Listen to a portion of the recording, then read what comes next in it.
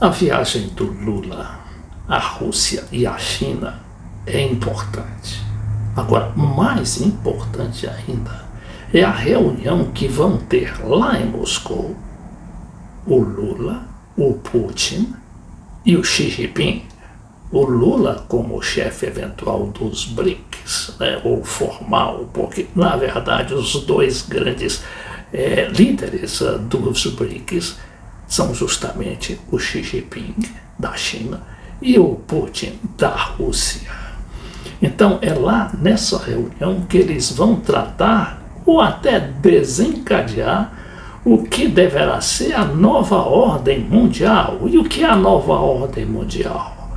É essa cooperação maior entre os países emergentes ou grandes potências regionais emergentes. Porque, inclusive, as potências ocidentais, que se dizem as maiores do mundo, não estarão lá nessa reunião de Moscou no dia 9 de maio, quando a Rússia comemora 80 anos da vitória sobre Hitler na Segunda Grande Guerra Mundial.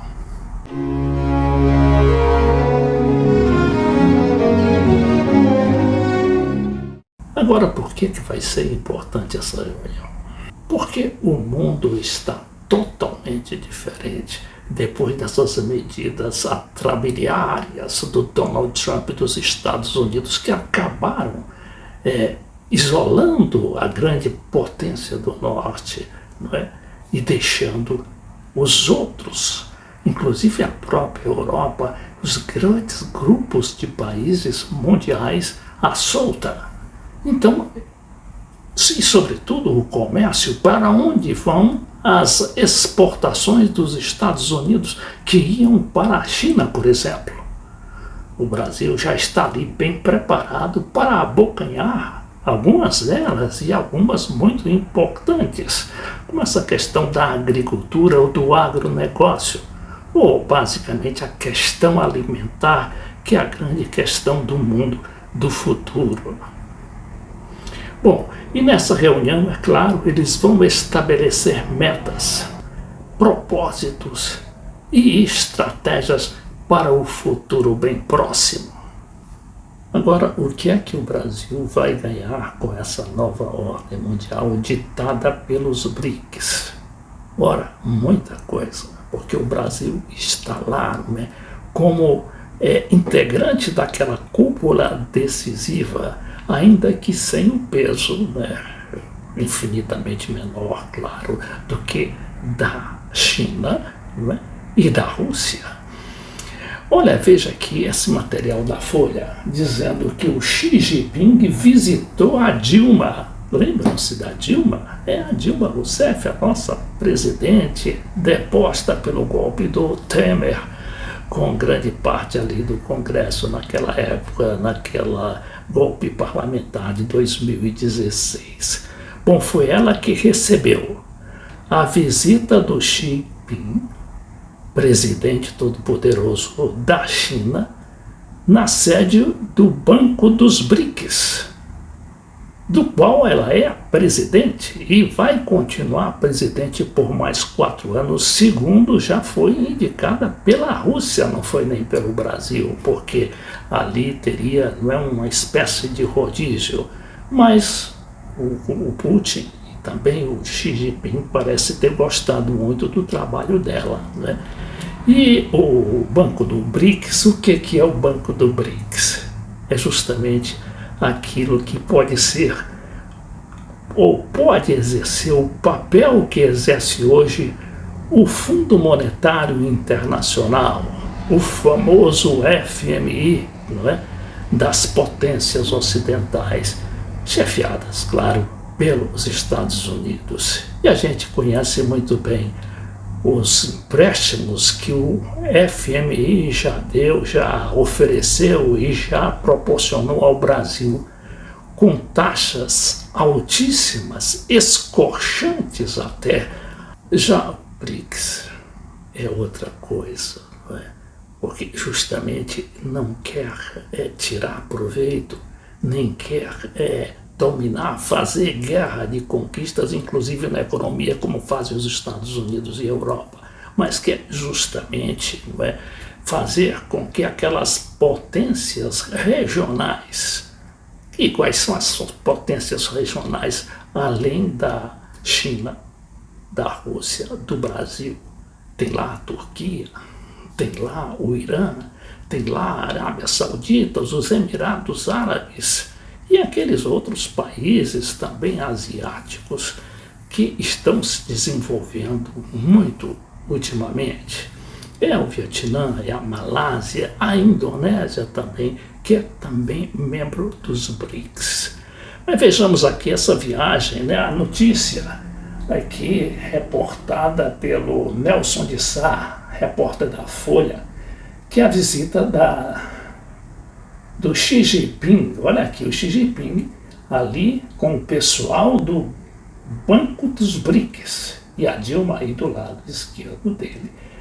Então, o que diz o material? O líder chinês Xi Jinping visitou na manhã desta terça-feira, dia 29, a presidente do Banco de Desenvolvimento, Dilma Rousseff, que é o Banco dos BRICS, na sede da instituição em Xangai, em meio à guerra tarifária com os Estados Unidos.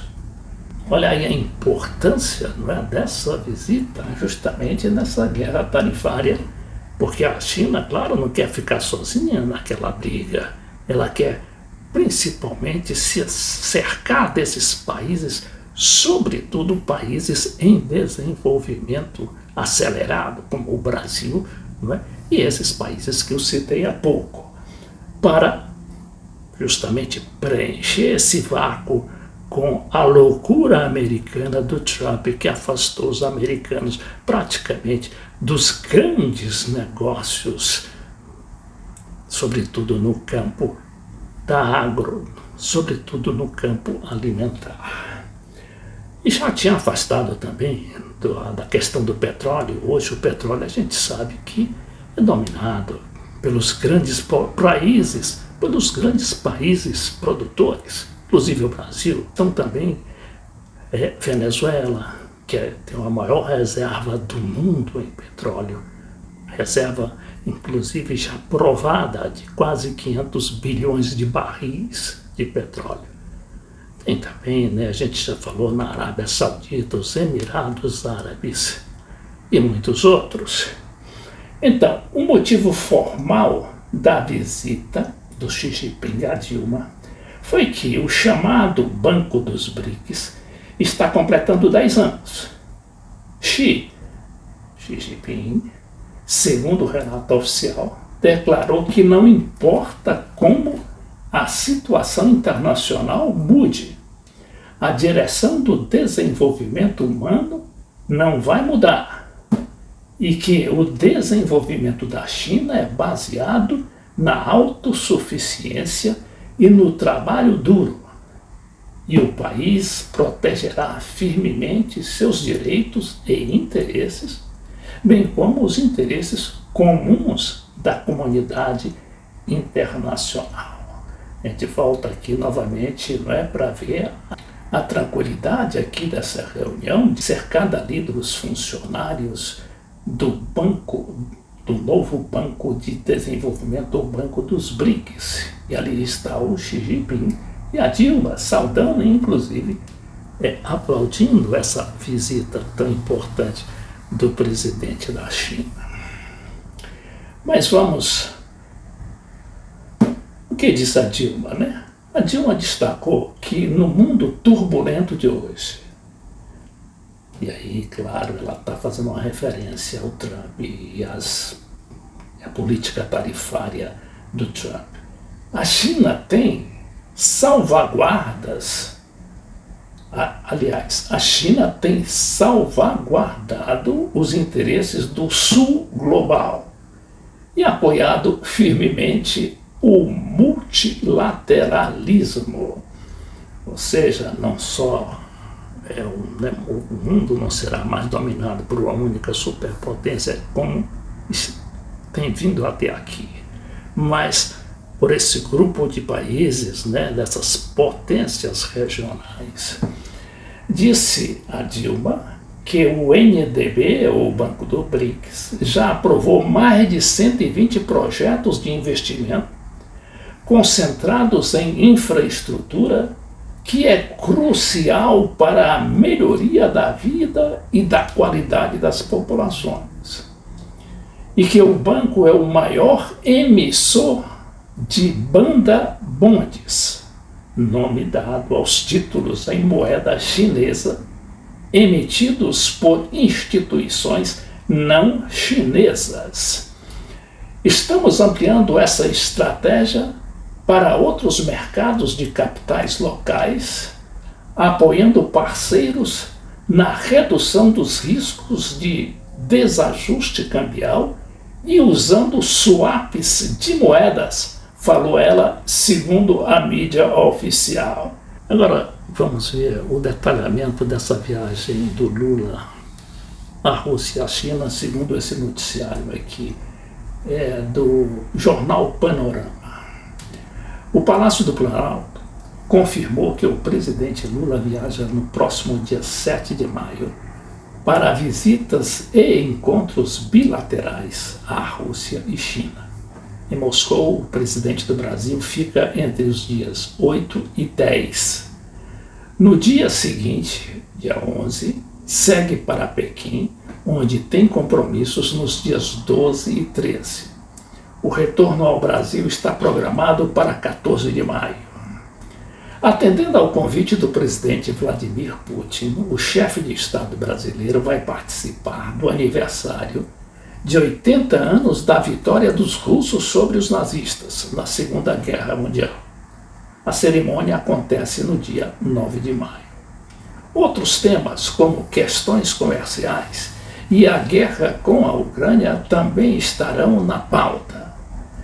A propósito dessa questão da guerra da Ucrânia, o Zelensky, né, o presidente da Ucrânia, tentou melar a viagem do Lula, primeiro protestando contra o fato de o Lula ir para uma festa do Putin, enquanto todas as nações ocidentais estavam boicotando, inclusive de uma forma até ignóbil. Como é que você vai boicotar uma vitória que foi justamente dos grandes países, né, que foi da Rússia na época, dos Estados Unidos, do Franklin Roosevelt, e da Inglaterra, do Winston Churchill, além da França, do general Charles de Gaulle. Então, o Zelensky, ele, inclusive, recusou uma ligação do Lula, né? O Lula tentou ser gentil e dizer para ele que não vai sacrificar a Ucrânia nessas conversas que ele vai ter, né, sobre a guerra, não é? Mas, pelo contrário, vai tentar, de alguma maneira, encontrar para aquela guerra que ainda consome milhares de vidas e muito da infraestrutura do país, apesar de já ter completado 3 anos. Então, Lula tem tentado mediar a paz entre ucranianos e russos, e até agora sem sucesso. Sabe-se que o Lula ele tem um projeto com a China, não é? Essa questão eles estão irmanados, para que se crie um clube de amigos da Rússia e da Ucrânia para tentar resolver essa questão, não é? E contemplando cada um dos lados para que nenhum desses lados saiam muito prejudicados. Em solo chinês, ou seja, já na China, já que o Lula vai para Pequim depois, né? Na continuidade da viagem, a participação será no encontro entre países da comunidade dos estados latino-americanos e caribenhos com o presidente Xi Jinping.